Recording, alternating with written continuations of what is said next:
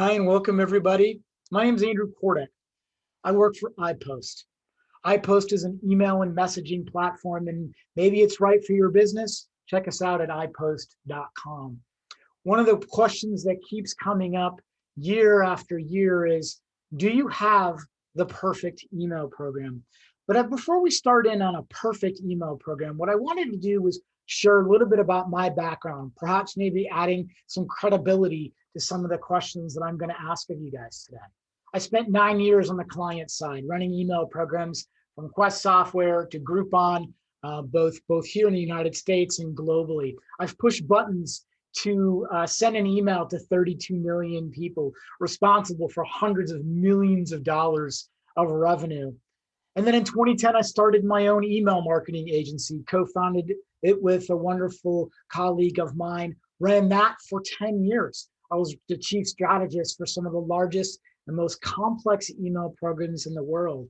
Retired early in 2020, decided to come back and came back as the VP of Customer Engagement at iPost. You can find me both on LinkedIn and on Twitter. So hopefully it'll kind of add a little bit about what we're going to talk about today, because people always ask me, what does that perfect email program look like? And I chuckle a little bit, because when I think about perfect, your definition of perfect and my definition of perfect might be different. And then a lot of the questions are usually followed up with around best practices. What are some of the best practices around a perfect email program? And again, that gets me to chuckle a little bit, because again, how we all define best practices is usually different. And that ranges from differences from the type of industry you're in to the type of program that you run, how long it's been around, and there's fundamental best practices. And then we start talking a little bit about companies and what people consider to be the gold standard for email programs. And I've attended many conferences and webinars in my life, and a lot of thought leaders love to use examples from Amazon or Apple or just a lot of well-known retail brands. And it's really easy to talk about retail email marketing. There's so many different examples about it. But what about publishers? What about B2C people? What about casinos or franchises or associations? There's a lot to love about what we do in this industry. And then when you sort of attend these conferences, what happens is you get people oohing and eyeing and nodding and say, ooh, these guys are great. These guys do a lot of different things, but what's often overlooked is a lot about what other companies are doing that people should really love. So let's be clear about something here. There's no such thing as a perfect program. There isn't. There really isn't. There is no perfect program out there that you can point to and say, that is ultimately the gold standard. Even those folks at Amazon, I'm assuming, struggle with their email program, the performance, and making sure that there's a high conversion rate. So what I've done is I've put together a list of questions. Maybe you can answer yes to all of them, some of them, none of them. But if you answer yes to a majority of them, you're way ahead of everyone else that I've seen, interacted, strategized with, talked with in terms of any different types of organizations. So let's begin.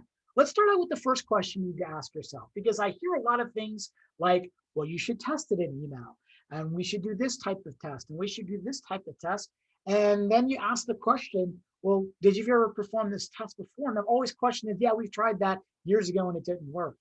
Well, one of the things that you have to do, and you have to ask yourself, is do you have sort of a library, an encyclopedia of all the historical test results that you've ever done?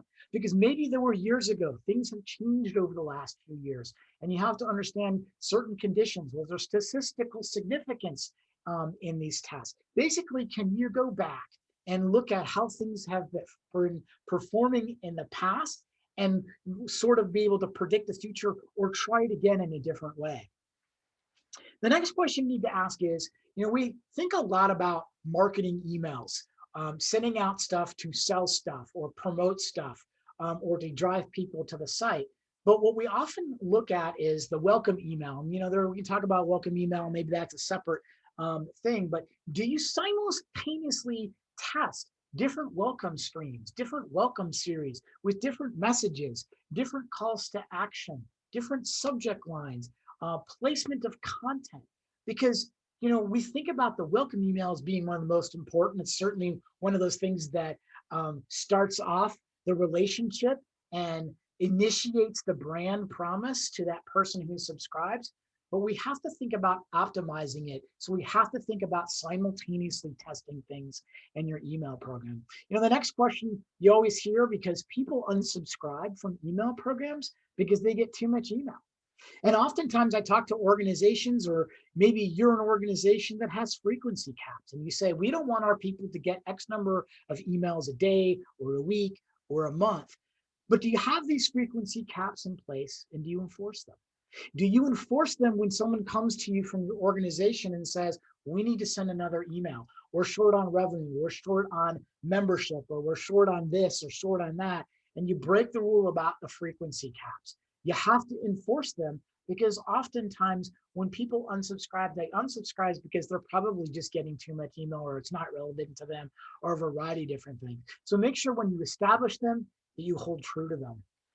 The next question is success. When we all have this vision of success, high open rates, high click-through rates, conversions, value per email delivered.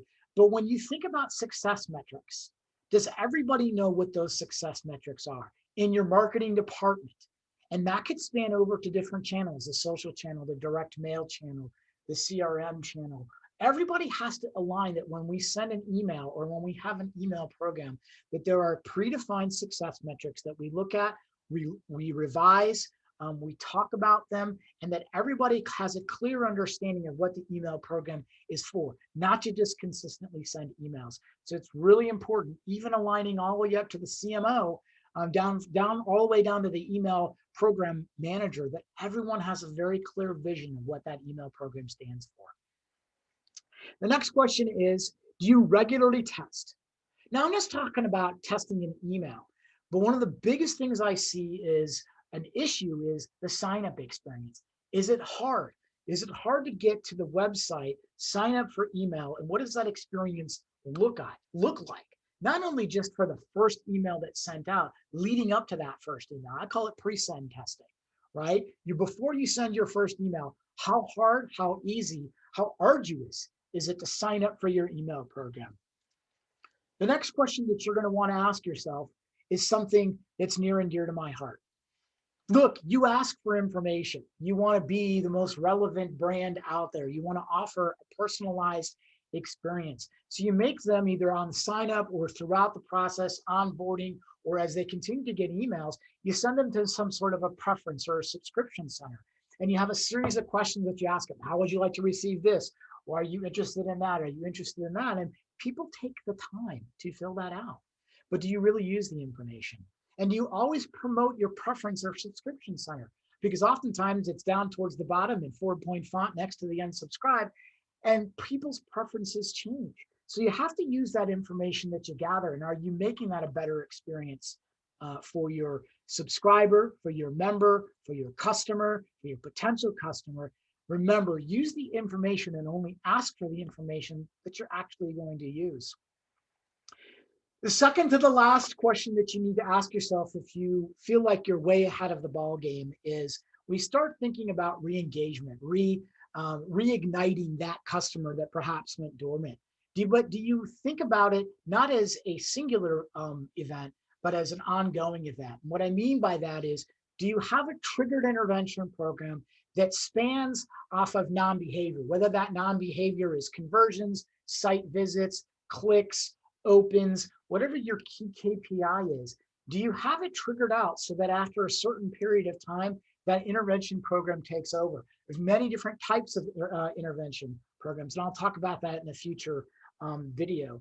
There could be early intervention, midterm intervention, late-term intervention, purging, but you really have to not think about intervention or re-engagement as a singular event. It should be an ongoing sort of triggered event. The last question you have to ask yourself around how far ahead of the game I am is your unsubscribed experience just as good as your warm, open, inviting, and innovative to welcome them aboard in your sign-up experience? Remember, we talked about that sign-up experience before, right? But I've seen plenty of people that the unsubscribe experience is about as clinical as possible or as non-personalized as possible. And you have to think about it that if someone is unsubscribing from your program, that's the last impression that they're going to have about your brand and of your email program. So you really have to take into consideration making that unsubscribe experience maybe not comical or funny, but maybe making sure that it's warm, that perhaps maybe giving them the opportunity to do different things during that unsubscribe experience. So pay attention. It's sometimes the little things that matter. You know, at iPost, we have a very pragmatic approach to many different things. A lot of people can talk about email marketing and post videos out there about how to be really, really good at email marketing. You know, and email marketing in and itself is kind of easy to do, but it's really, really hard to do it right. There's well over 100 different things as an email person you should really be engaged with or involved with. And oftentimes that's the hardest thing to do. You can either do it fast or you can do it right. And it's really hard to continuously do it right.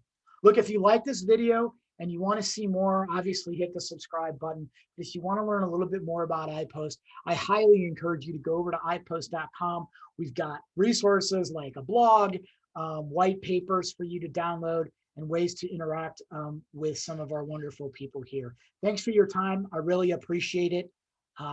And hopefully we'll look for you to view some more of our videos.